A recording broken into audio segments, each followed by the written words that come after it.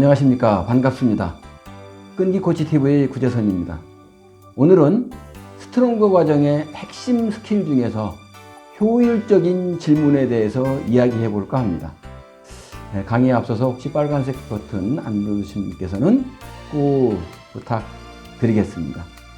원래 그 스트롱거 과정은 코칭의 이해, 그 다음에 적극적인 경청, 그 다음에 효율적인 질문, 그리고 피드백, 그 다음에 이제 코칭 대화 모델로 이루어져 있습니다. 그 중에서 오늘은 이제 효율적인 질문에 대해서 말씀드릴 겁니다.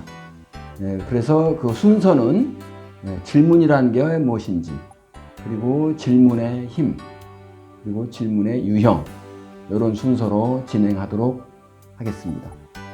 자, 우리가 살면서 많은 사람들과 대화를 나누게 됩니다.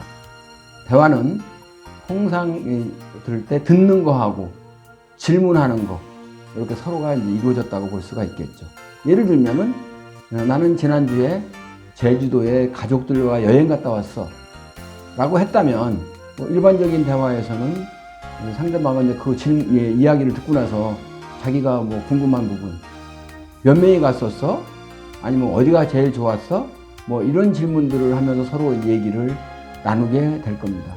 하지만 똑같은 제주도 여행을 다녀왔다 하더라도 코칭 질문에서는 조금 다를 수가 있겠죠.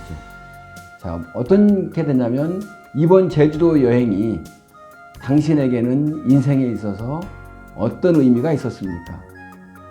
또는 이번 여행을 통해서 배운 점이 있다면 무엇입니까? 이와 같이 내면의 세계를 건드려서 자신의 그 내면에 있는 그 깊은 울림을 주는 그런 질문들을 사용한다는 얘기죠. 오늘은 상대방의 내면을 건드려 줄 수 있는 효율적인 질문, 그런 질문 방법에 대해서 한번 알아보도록 하겠습니다. 자, 들어가기 전에 앞서서 질문. 자, 그럼 질문이라는 게 뭘까요? 그래서 제가 표준 국어 대사전을 한번 찾아봤습니다. 그랬더니 알고자 하는 바를 얻기 위해서 물어본다는 얘기가 되겠죠. 그게 이제 우리가 얘기하는 이제 질문이라는 뜻이었고, 한국코치협회에서는 효과적인 질문, 효율적인 질문에 대해서 고객과의 효과적인 의사소통을 이루는 코칭 관계를 이루기 위해 필요한 정보를 이끌어내는 것, 이런 식으로 정의를 해 놓았습니다.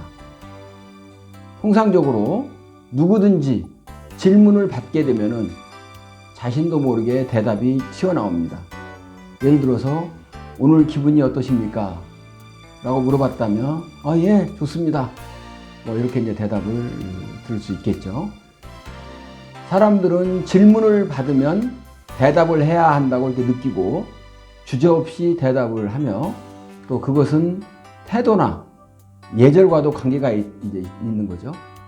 사람들은 어려서부터 묻는 말에 대답을 하지 않으면 무례하다고 배웠기 때문에 질문을 하면은 당연히 대답을 해야 하는 것으로 알고 있습니다. 자, 그렇다면 그런 질문은 우리가 통상적으로 얘기할 때 무엇인가 한번 확인해 보면, 질문이라고 하는 것은 상대방의 생각을 열게 하는 하나의 대화 기술입니다. 그렇다면 그 질문을 할 때는 상대방을 존중하면서 의견을 얻어내야 되고요. 그리고 자연스럽게 또 그 상대방의 어떤 자율적인 사고를 자극해주는 그런 질문을 해주는 게 매우 좋습니다. 그렇게 함으로 해서 상대방이 새로운 생각을 할 수 있도록 해주기도 하고, 또는 현재의 사고를 좀 이렇게 현재의 사고를 확대해 줄 수도 있는 거죠. 그래서 이제 상대방이 스스로 해답을 찾아서 그것을 통해서 뭔가를 깨닫게 하는 것, 그런 것도 하나의 질문이 굉장히 중요한 요소라고 볼 수 있겠습니다. 그래서 특히 이제 코칭 질문은 사람들로 하여금 스스로 어떤 삶의 변화를 시키는 힘을 가지고 있습니다. 그래서 우리들은 가급적이면 누구한테든지 질문을 할 때는 긍정적인 질문을 해야 합니다. 긍정적인 질문은 사람들로 하여금 전진하게 하고 또는 어려움을 극복할 수 있도록 해줍니다. 긍정적이고 강력한 질문이 코칭에서는 매우 중요한 요소가 되겠죠. 저 같은 경우는 요즘 이제 비즈니스 코칭을 하고 있습니다. 그런 때 경험한 거를 토대로 한번 말씀드리면은 결국은 뭐 코칭이 됐든 대화가 됐든 듣는 거 잘 듣고 또 강력한 질문, 좋은 질문을 해주는 거 이런 부분들이 바로 대화의 대부분을 차지하고 있다고 볼 수 있겠습니다. 나머지 부분들은 어떻게 보면 하나의 뭐 대화의 액세서리 정도 그렇게 이해를 할 수가 있겠습니다. 우리 통상적으로 질문하게 되면 이제 도로시 니즈의 질문의 이제 7가지 힘을 많이 얘기를 합니다. 그래서 첫째는 질문을 하게 되면 답을 얻게 된다. 그리고 두 번째는 질문을 하게 되면 상대방의 생각을 자극할 수가 있습니다. 그리고 질문을 함으로 해서 상대방으로부터 아이디어를 찾아낼 수가 있어요. 아이디어를 도출할 수가 있겠죠. 그리고 질문을 함으로 해서 상대방을 스스로 통제할 수 있도록 해주기도 합니다. 또 질문을 하면서 자연스럽게 서로 간의 마음을 열 수 있는 그런 기회가 될 수도 있겠고요. 또 질문을 하게 되면 상대방은 자연스럽게 귀를 기울이게 됩니다. 마지막 7번째는 질문을 하게 되면 상대방이 스스로 설득이 될 수도 있다는 거죠. 그래서 조금 더 좀 자세하게 말씀을 드리면 질문을 하면 답이 나온다. 앞에서도 제가 말씀드렸지만은 질문을 하면 답변을 하는 게 당연한 예절이고 당연한 어떤 수순이라고 생각을 하기 때문에 꼭 대답을 해야 된다라고 하는 의무감 그런 게 있어가지고 우리가 이것을 응답 반사라고 부릅니다. 두 번째, 질문은 생각을 자극한다고 얘기를 했는데요. 제가 이제 코칭을 하면서 이런 질문을 해요. 사장님, 금년 매출액이 얼마 정도 되시면 만족하시겠습니까? 라고 질문을 하죠. 그러면은 그 사장님은 잠깐 순간적으로 우리 회사가 전년도에는 매출액이 얼마였지? 그렇다면은 뭐 금년에는 어느 정도 할 수 있을까? 우리 작년에 한 80억 했었으니까 올해는 대략 한 100억 정도 할 수 있지 않을까? 이렇게 본인이 사장님 스스로 자기의 생각을 자극을 하게 됩니다. 세 번째로는 질문을 하게 되면은 이제 정보를 얻게 되겠죠. 그래서 질문을 잘 하게 되면은 원하는 정보라든가 대답 또 필요한 내용들을 얻을 수가 있습니다. 그래서 코칭할 때도 그렇게 해서 자연스럽게 사장님과의 관계도 좁히고 또 사장님이 지금 필요한 게 무엇인지를 천천히 알아가는 그런 부분이 된다고 볼 수가 있겠죠.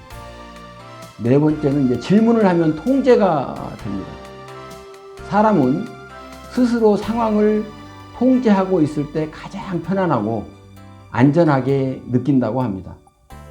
그렇기 때문에 질문을 하면서 그 질문에 대답을 하면서 스스로를 통제하게 됩니다. 다섯 번째, 질문은 마음을 열게 합니다.